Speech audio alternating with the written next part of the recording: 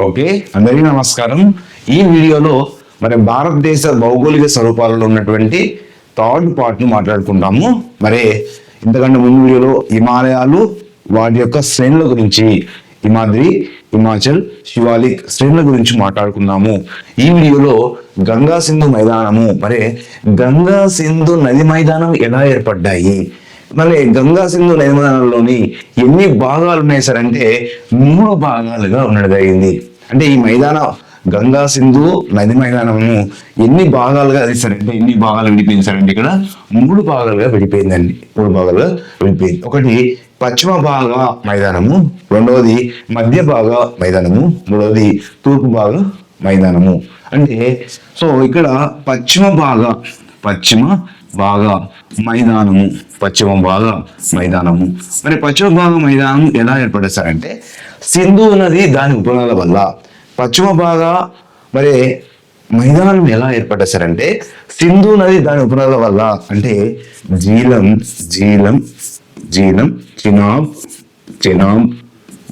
చినాబ్, రావి, బియాస్, సట్లెజ్.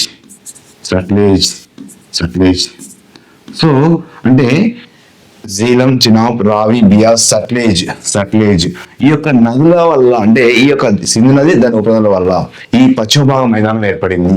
అంటే మనం భారతదేశము మ్యాప్ వేసుకున్నప్పుడు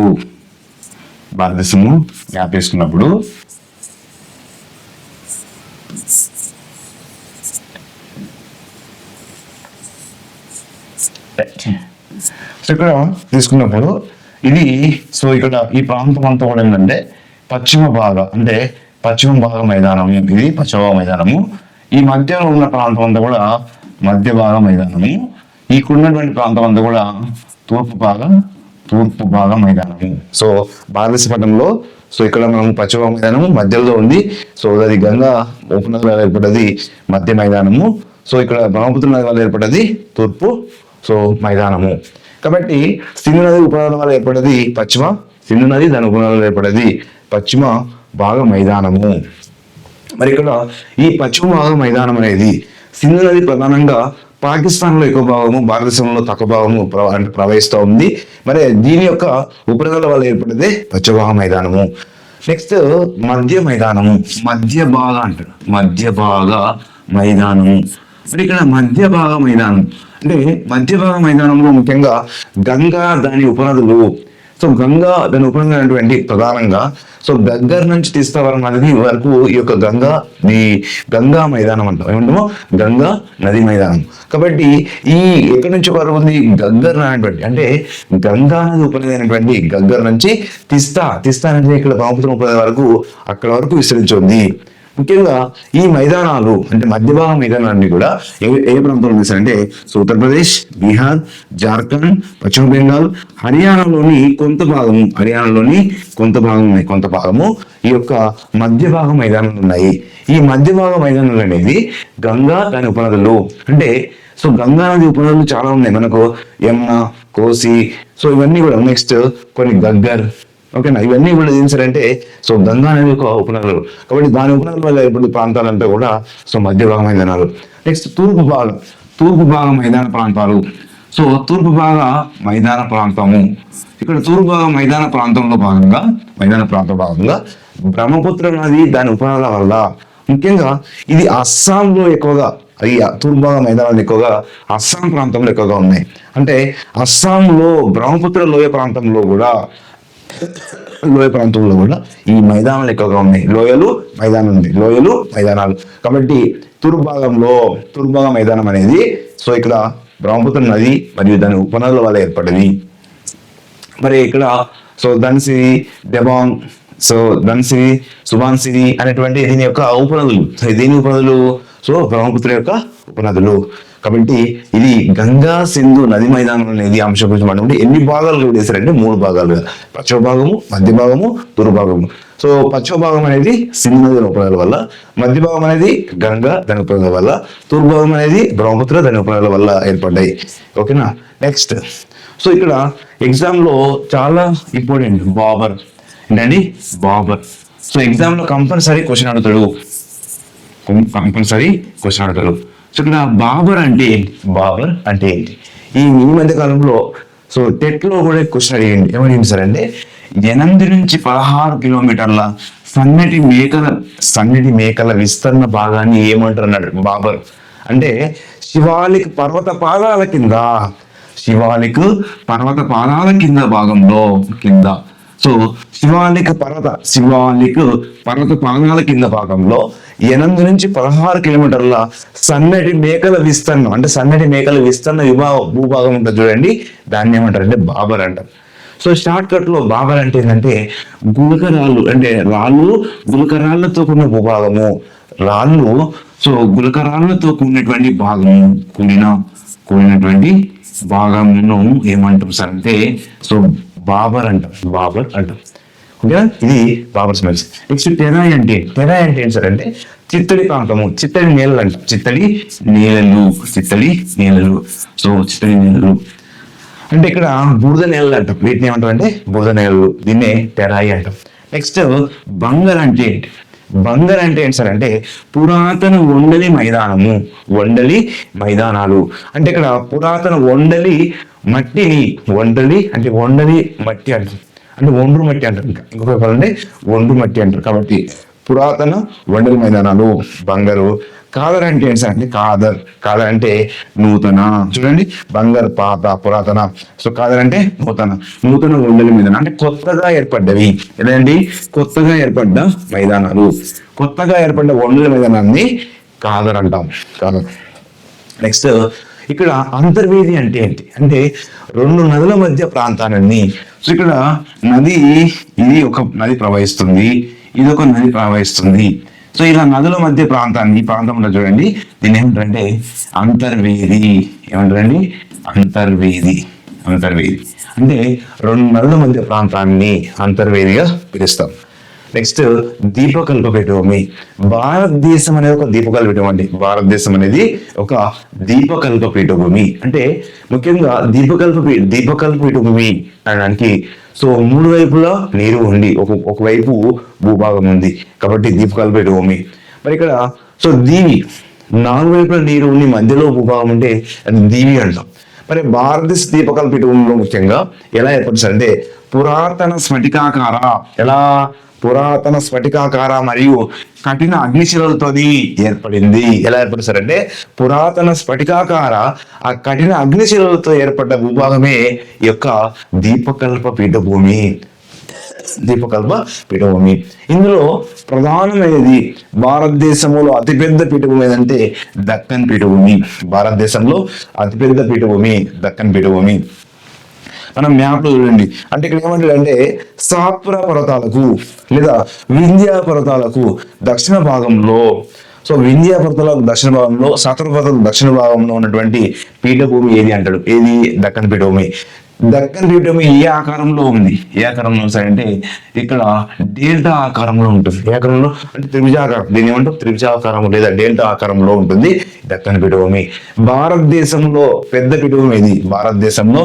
సో దక్కన్ పీఠభూమి అనేది భారతదేశంలో పెద్ద పీఠభూమి. ఓకేనా. సో సుమారుగా ఈ దక్కన్ పీఠభూమి అనేది 8 రాష్ట్రాలలో విస్తరించింది దక్కన్ పీఠభూమి.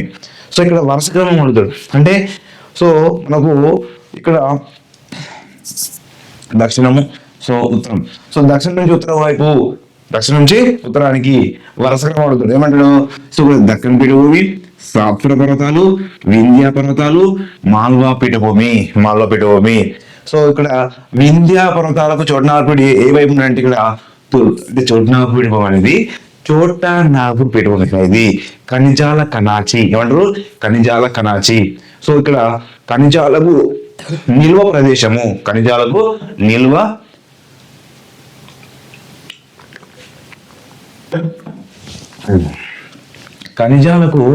నిల్వ ప్రదేశం వేశారంటే చోటనాగ్పూర్ పీఠభూమి. కాబట్టి వరుసగా అయినప్పుడు దక్కన్ పీఠభూమి, సాత్పుర పర్వతాలు. సో ఇక్కడ అంటే దక్షిణం నుంచి ఉత్తరం అడిగిన అనుకోండి వరుస క్రమం దక్కన్ పీఠభూమి, సాత్పుర పర్వతాలు, వింధ్య పర్వతాలు, మాల్వా పీఠభూమి, ఇలా వరుస క్రమం అడిగినప్పుడు సో ఇది వరుస క్రమం. అంటే ఇక్కడ దక్కన్ పీఠభూమి అనేది సాత్పుర పర్వతాలకు దక్షిణ భాగంలో ఉన్నాయి. ఈ సాత్పుర పర్వతాలు మధ్యప్రదేశ్, ఈ సాత్పుర పర్వతాలు అనేది మధ్యప్రదేశ్, గుజరాత్ రాష్ట్రాలలో విస్తరించి ఉన్నాయి. వింధ్య పర్వతాలు కూడా సో మధ్యప్రదేశ్ లో ఎక్కువ విస్తరించి ఉన్నాయి మధ్యప్రదేశ్ లో. సో మాల్వా పీఠభూమి మధ్యప్రదేశ్, ఛత్తీస్గఢ్ రాష్ట్రాలలో మాల్వా పీఠభూమి విస్తరించి ఉంది. ఆరావళి పర్వతాలు రాజస్థాన్ రాష్ట్రంలో విస్తరించి ఉన్నాయి. ఆరావళి పర్వతాలు సో మనకు రాజస్థాన్ రాష్ట్రంలోనే విస్తరించి ఉన్నాయి. చోటా నాగపూర్ పీఠభూమి. మరి ఈ చోటా నాగపూర్ పీఠభూమి అనేది సో ముఖ్యంగా ఇది ఛత్తీస్గఢ్, జార్ఖండ్ రాష్ట్రాలలో ఎక్కువ భాగం విస్తరించింది. ఛత్తీస్గఢ్, జార్ఖండ్ సో ఈ రాష్ట్రాలలో, బీహార్ లో కొంత భాగము మరియు ఎక్కువగా ఛత్తీస్గఢ్, జార్ఖండ్ రాష్ట్రాల్లో ఎక్కువగా విస్తరించి ఉంది. ఇది చోటనాగపూర్ పీఠభూమి. దక్కన్ పీఠభూమి అనేది భారతదేశంలో పెద్ద పీఠభూమి.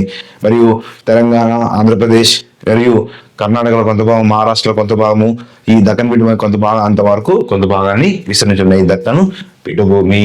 ఓకేనా.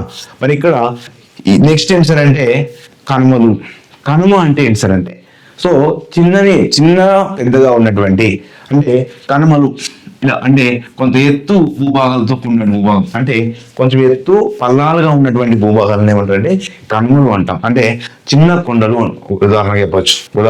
కొండలు అంటే ఎత్తు పల్లాలుగా ఉన్నటువంటి భాగం అంటే ఎత్తు పల్లాలుగా ఉండేటువంటి భూభాగాన్ని కనుమలు అంటాం. ఏమంటారండి?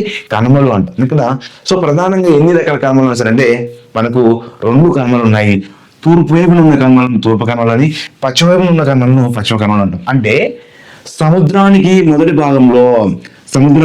భాగంలో మనకి ఏముంటాయి అంటే సో మైదానాలు ఉంటాయి, అంటే బీచ్లు ఉంటాయి. మైదానాలు అంటే ఏంటి? ఫస్ట్ బీచ్లు ఉంటాయి. ఆ బీచ్ తర్వాత ఉండేటివే కనుమలు అంటే చిన్న చిన్న కొండలు. కనుమలు అంటే ఏంటి? చిన్న చిన్న కొండలు. కాబట్టి ఫస్ట్ సముద్రం తర్వాత మొదటగా ఉండేది మైదానం తర్వాత ఉండేది కొండలు ఉంటాయి. కాబట్టి ఈ కొండలు అంటే తూర్పు ఉన్న తూర్పు కనుమలని, పశ్చిమ ఉన్న కనుమలను పశ్చిమ కనుమలని. సో మనకు అంత సింపుల్ గా అడిగాడు. సో మనం వీటిని సో మనకు బుక్ చదివితే అర్థం కాదు, క్లాస్ అంటే ఇది క్లారిటీ అర్థమవుతుంది. చూడండి. సో ఇక్కడ ఏమన్నాడు? తూర్పు కనుమలు, పశ్చిమ కనుమలు. తూర్పు కనుమలు. ఓకేనా? రైట్. సో ఇక్కడ తూర్పు కనుమలు, పశ్చిమ కనుమల గురించి మనం మాట్లాడుకుంటాం. మరి ఇక్కడ తూర్పు కనుమలు అనేది ఎత్తు తక్కువగా ఉంటాయి. ఏ కనుమలు ఇక్కడ అంటే మనం చూసినాం ఆల్రెడీ. తూర్పు కనుమలు అనేది ఇక్కడ ఏంటి? ఎత్తు తక్కువగా ఉంటాయి. ఎత్తు తక్కువగా ఉంటాయండి. నెక్స్ట్ మరి పశ్చిమ కనుమలు ఎలా ఉంటాయి? సో పశ్చిమ కనుమలు ఎత్తు ఎక్కువగా ఉంటాయండి. ఈ పశ్చిమ కనుమలు ఎత్తు ఎక్కువగా ఉంటాయి. పశ్చిమ కనుమలు ఎత్తు ఎక్కువగా ఉంటాయి. నెక్స్ట్ మరి తూర్పు కనుమలలో ఇక్కడ విచ్ఛిన్న శ్రేణులు ఉంటాయి. తూర్పు కనుమలు ఏముంటాయండి? ఇక్కడ తూర్పు కనుమలలో విచ్ఛిన్న శ్రేణులు ఉంటాయి. విచ్ఛిన్న శ్రేణులు ఎక్కువగా ఉంటాయి. ఏ కనుమలలో? తూర్పు కనుమలలో. అదే మరి పశ్చిమ కనుమలు ఎలా ఉంటాయి? సో అవిచ్ఛిన్న శ్రేణులు ఉంటాయి. పశ్చిమ కనుమలు ఎలా ఉంటాయి సార్ అంటే అవిచ్ఛిన్న శ్రేణులు ఎక్కువగా ఉంటాయి. అవిచ్ఛిన్నంగా ఉంటాయి అన్నట్టు. ఇవి ఎలా ఉంటాయి సార్? పశ్చిమ కనుమలు అనేది అవిచ్ఛిన్నంగా ఉంటాయి. ఇవి ఎలా ఉంటాయి? విచ్ఛిన్న శ్రేణులుగా ఉంటాయి. నెక్స్ట్ ఏమన్నాడు? సో తూర్పు కనుమలలో నదులు జన్మించవు. తూర్పు కనుమలలో సో ఇక్కడ నదులు జన్మించండి. ఇక్కడ తూర్పు కనుమలలో నదులు జన్మించవు. ఇక్కడ నదులు జన్మించండి. తూర్పు కనుమలలో నదులు జన్మించవండి. ఈ పశ్చిమ కనుమలలో నదులు జన్మిస్తాయి. అంటే ప్రధానంగా చూసినప్పుడు సో గోదావరి నది ఎక్కడ జన్మిస్తుంది?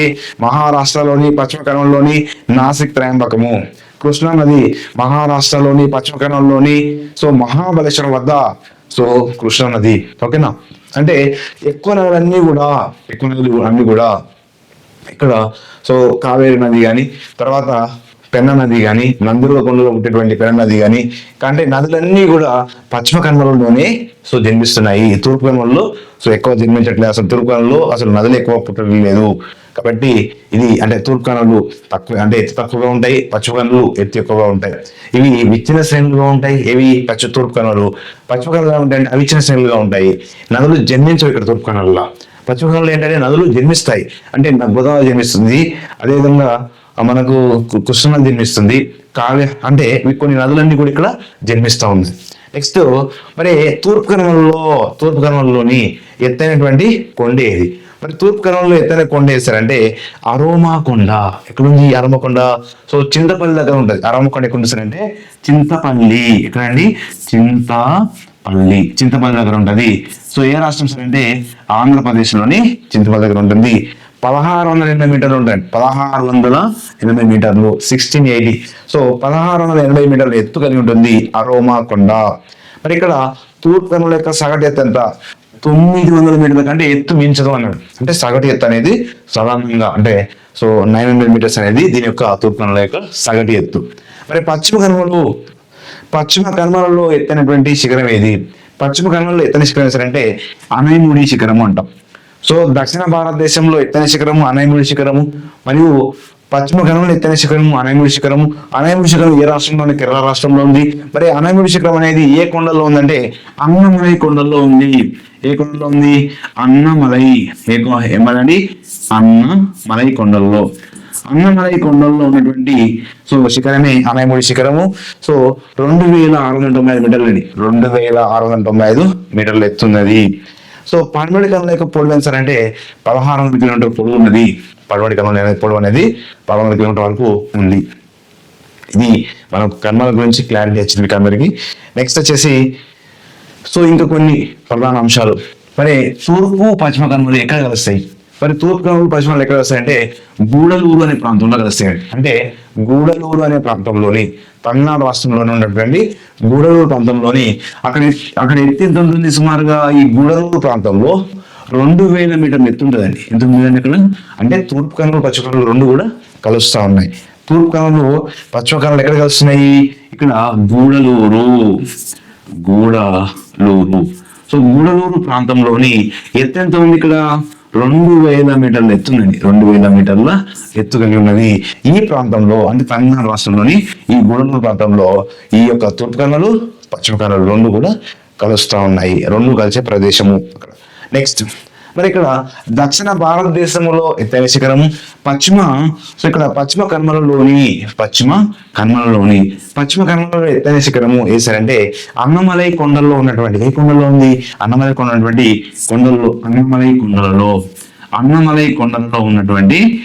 ఉన్నటువంటి అనైముడి శిఖరం అనేది సో దక్షిణ భారతదేశంలో పశ్చిమ కనుమలలో ఎత్తైన శిఖరం ఇది. సో అనైముడి శిఖరము 2695 మీటర్లు ఎత్తుంది. ఏ రాష్ట్రంలో ఉంది? కేరళ రాష్ట్రంలో. కేరళ రాష్ట్రంలో. మరి ఇక్కడ నీలగిరి కొండలు నీలగిరి కొండలు అనేది ఏ రాష్ట్రంలో ఉన్నాయి? తమిళనాడు రాష్ట్రంలో ఉన్నాయి. మరి నీలగిరి కొండల్లో ఎత్తైన శిఖరం ఏది? దొడబెట్ట.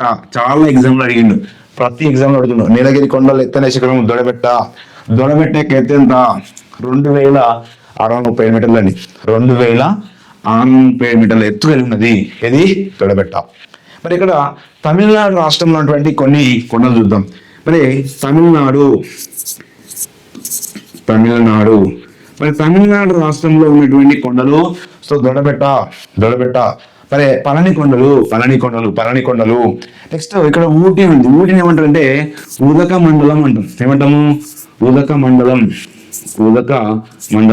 అంటే ఇది ఒక వేసవిడి ప్రాంతము. సో ఊటీలో మేఘాలు మనం టచ్ చేయొచ్చు.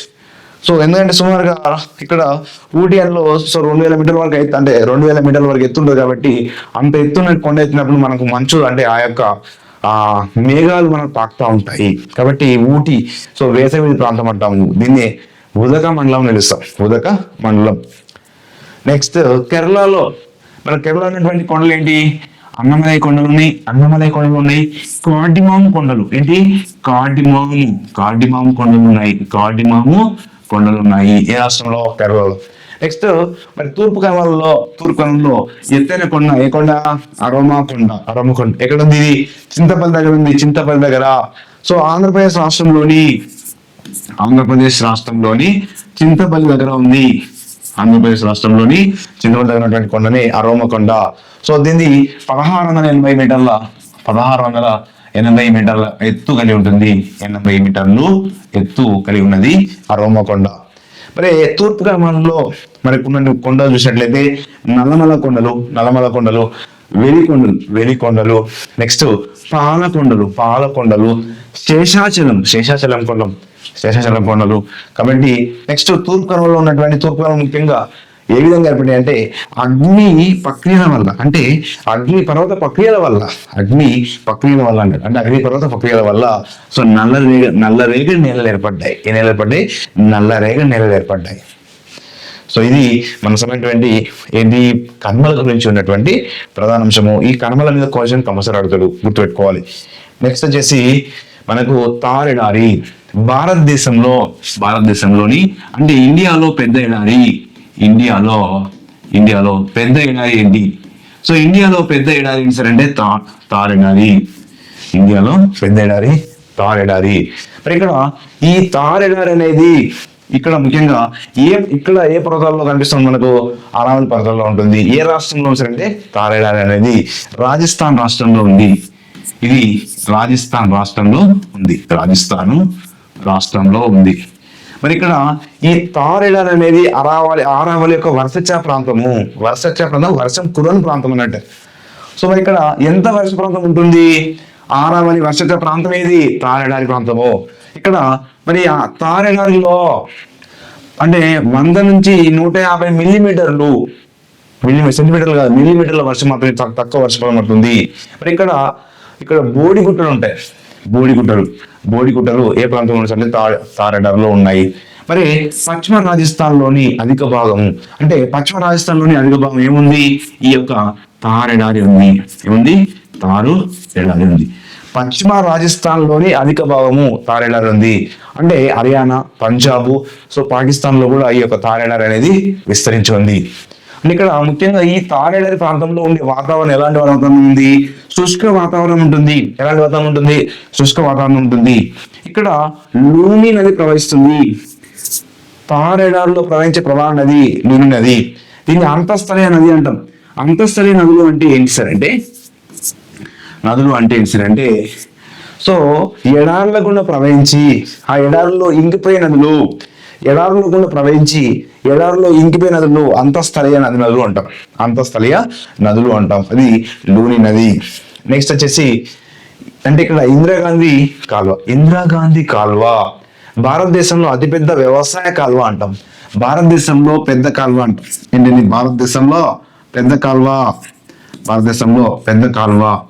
ఏ సార్ అంటే ఇందిరాగాంధీ కాల్వ. మరి ఇక్కడ ఈ ఇందిరాగాంధీ కాల్వ యొక్క పొడవు ఎంత సార్ అంటే 650 కిలోమీటర్ల పొడవు అండి. 650 కిలోమీటర్ల 650 కిలోమీటర్స్ పొడవు కలిగి ఉన్నది. ఇది పంజాబ్ నుంచి తారెడారి వరకు ఉందండి. పంజాబ్ నుంచి తారు ఎడారి వరకు ఇది ఇందిరాగాంధీ కాల్వ విస్తరించి ఉంది. ముఖ్యంగా తారెడారిలోని వ్యవసాయానికి ఎందుకు పనిచేస్తుంది? తారెడారిలోని తారు ఎడారిలోని వ్యవసాయానికి ఉపయోగపడుతుంది. వ్యవసాయానికి ఉపయోగపడేది అంటే ఇందిరాగాంధీ కాల్వ. దేశంలోనే వ్యవసాయ పెద్ద కాలువ ఏది? ఇందిరాగాంధీ కాల్వ. మరి ఇక్కడ ఈ ఇందిరాగాంధీ కాల్వ అనేది ముఖ్యంగా ఈ ఎడారి ప్రాంతంలో, తారెడారి ప్రాంతంలో వ్యవసాయానికి మరియు ఆ ప్రాంతంలో ఉన్నటువంటి జీవనానికి ఇది నీరు అందిస్తూ ఉంది. నెక్స్ట్ వచ్చేసి మైదానాలు అంటే సో మనకు ఇక్కడ తూర్పున బంగాళాఖాతము, సో అరేబియా సముద్రము, ఇక్కడ హిందూ మహాసముద్రము. మరి ఇక్కడ సముద్రానికి మొదటి భాగంలో ఉండేటివి మైదానాలు ఏముంటాయి? మైదానాలు ఉంటాయి. మైదానాలు అంటే ఏంటి సార్ అంటే సమతల భూభాగాలు. మైదానాలు అంటే ఏంటి సార్ అంటే సమతల భూభాగాలు. సమతల భూభాగాలు అంటాం, మైదానం అంటాం. అంటే సో సమాంతరంగా ఉంటాయి. ఇక్కడ తూర్పున ఉన్నటువంటి మైదానాలను తూర్పు మైదానాలని, పశ్చిమాన ఉన్నటువంటి పశ్చిమ మైదానాలని పిలుస్తూ ఉంటాం. ఇప్పుడు వీటి మీద క్వశ్చన్ అడుగుతాడు. తూర్పు మైదానాలు, తూర్పు మైదానాలు, ఇటు పశ్చిమ తీర మైదానాలు. అంటే తూర్పు తీర మైదానాలు, పశ్చిమ తీర మైదానాలు. మరి ఇక్కడ ఈ తూర్పు తీర మైదానాలు ఎక్కడి నుంచి ఉన్నాయి సార్ అంటే ఒడిశా దగ్గర, అంటే ఒడిశాలో మహానది ఉంది. ఒడిశా మహానది నుంచి తూర్పు తీర మైదానాలు ఎక్కడి నుంచి ఉన్నాయి ఇక్కడ. సో ఒడిశాలోని ఇక్కడ మహానది నుంచి, ఒడిశాలోని మహానది నుంచి ఇక్కడ తమిళనాడు రాష్ట్రంలోని సో కావేరీ డెల్టా వరకు, ఏమిది కావేరీ డెల్టా వరకు సో ఈ యొక్క తూర్పు తీర మైదానాలు విస్తరించున్నాయి. ఒడిశా రాష్ట్రంలోని ఏ రాష్ట్రము, సో ఒడిశా రాష్ట్రంలోని సో మహానది నుంచి తమిళనాడు రాష్ట్రంలోని కావేరీ డెల్టా వరకు ఈ యొక్క తూర్పు తీర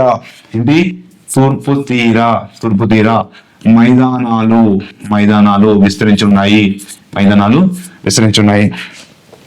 ఓకేనా. నెక్స్ట్ తూర్పు తీర మైదానాలు. నెక్స్ట్ పశ్చిమ తీర మైదానాలు ఎక్కడ నుంచి ఇక్కడ ఉన్నాయి. సో పశ్చిమ తీర మైదానాలు రానా కచ్ నుంచి ఇక్కడ, సో గుజరాత్ రాష్ట్రంలోని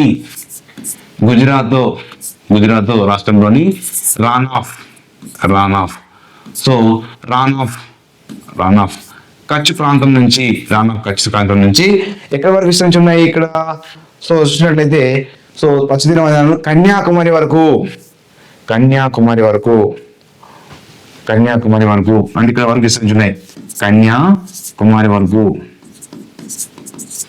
వరకు అంటే ఇక్కడ నుంచి కన్యాకుమారి వరకు విస్తరించి ఉన్నాయి. అంటే ఇవి పశ్చిమ తీర మైదానాలు.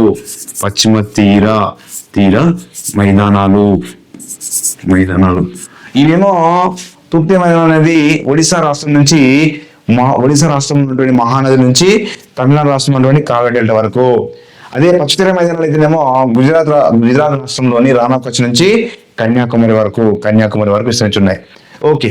మరి తూర్పు తీర మైదానాలు వెడల్పు ఎలా ఉంటాయి సార్ అంటే ఇవి వెడల్పు ఎక్కువగా ఉంటాయి. తూర్పు తీర మైదానాలు వెడల్పు ఎక్కువగా ఉంటాయి. ఇక్కడ వెడల్పు ఎక్కువగా ఉంటాయి. మరి ఇవి ఎలా ఉంటాయి. పశ్చిమ తీర మైదానాలు వెడల్పు తక్కువగా ఉంటాయి. చూడండి, ఇవి వెడల్పు అంటే పశ్చిమ తీర మైదానాలు వెడల్పు తక్కువగా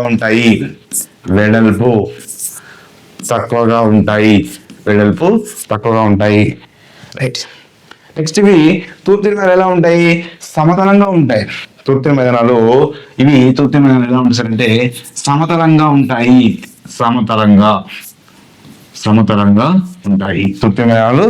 తూర్పు తీర మైదానాలు సమతలంగా ఉంటాయి. మరి పశ్చిమ తీర మైదానాలు ఎలా ఉంటాయి. పశ్చిమ తీర మైదానాలు ఎత్తు పొలాలుగా ఉంటాయి. అంటే కొంచెం ఎత్తు పొలాలుగా ఉంటాయి.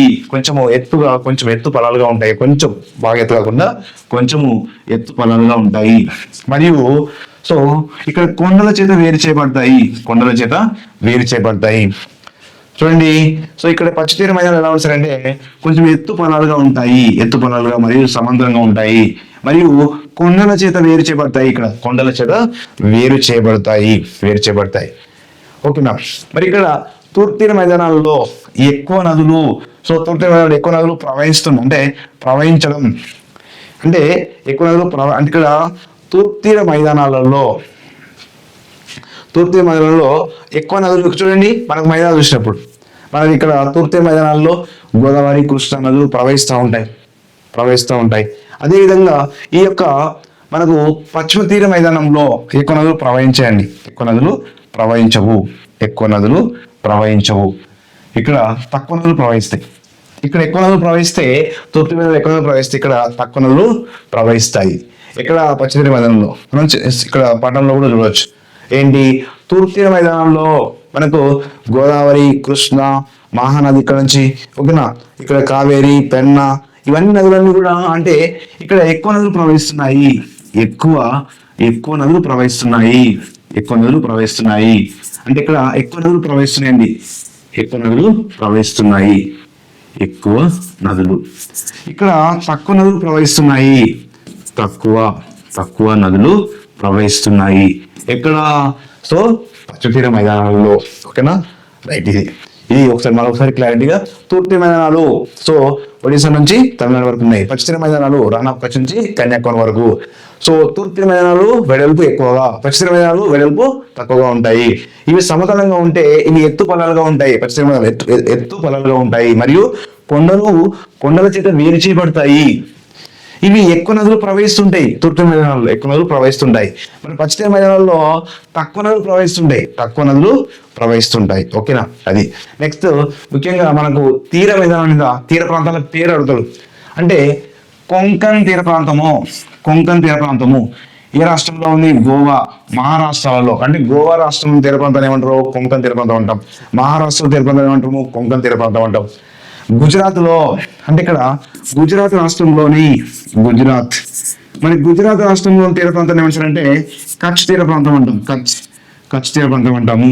లేదా సో రాన్ ఆఫ్ కచ్ తీర ప్రాంతం, రాన్ ఆఫ్ కచ్ తీర ప్రాంతం అంటాం. రాన్ ఆఫ్ కచ్ తీర ప్రాంతం అని పిలుస్తూ ఉంటాం. అంటే అదే కెనరా తీర ప్రాంతం అంటే కర్ణాటక రాష్ట్రంలో ఉన్న తీర ప్రాంతాన్ని కెనరా తీర ప్రాంతం అంటాం. మరి ఇక్కడ మలబారు తీర ప్రాంతము కేరళ రాష్ట్రంలో ఉన్నదాన్ని మలబార్ అంటాం. అంటే కేరళ రాష్ట్రంలో తీర ప్రాంతాన్ని మలబార్ తీర ప్రాంతం అని. సో కర్ణాటకలో ఉన్నదాన్ని కెనరా కాకే. నెక్స్ట్ కొంకన్ లో ఇక్కడ గోవా మహారాష్ట్రలో ఉన్న తీర ప్రాంతాన్ని కొంకన్ తీర ప్రాంతము. గుజరాత్ లో కచ్ తీర ప్రాంతము రాన్ ఆఫ్ కచ్ తీర ప్రాంతాలని పిలుస్తూ ఉంటాం. ఇది ఏ ప్రాంతంలో? ఇవి పశ్చిమ తీర మైదానాలలోని. నెక్స్ట్ వచ్చేసి తూర్పు తీర మైదానాలలో మరి ఇక్కడ ఒడిశా రాష్ట్రంలో తీర ప్రాంతాన్ని ఉత్కల్ తీర ప్రాంతం అంటాం. ఏమంటాము? ఉత్కల్ తీర ప్రాంతం అంటాం. సో ఆంధ్రప్రదేశ్ లో సర్కార్ ఇంకేమంటాం అంటే ఆంధ్రప్రదేశ్ లో కోస్తా తీర ప్రాంతం అంటాం. కోస్తా తీర ప్రాంతం. నెక్స్ట్ కోరమండల్ తీర ప్రాంతం అంటే తమిళనాడు రాష్ట్రంలోని తమిళనాడు రాష్ట్రంలో తీర ప్రాంతాన్ని ఏమంటాము? సో కోరమండల్ తీర ప్రాంతం అంటాము. ఇంకా పశ్చిమ బెంగాల్ తీర ప్రాంతాన్ని ఏమంటారంటే సో వంగ తీరము లేదా బెంగ తీరం అంటాం. పశ్చిమ బెంగాల్ తీర ప్రాంతాన్ని ఏమంటారంటే పశ్చిమ బెంగాల్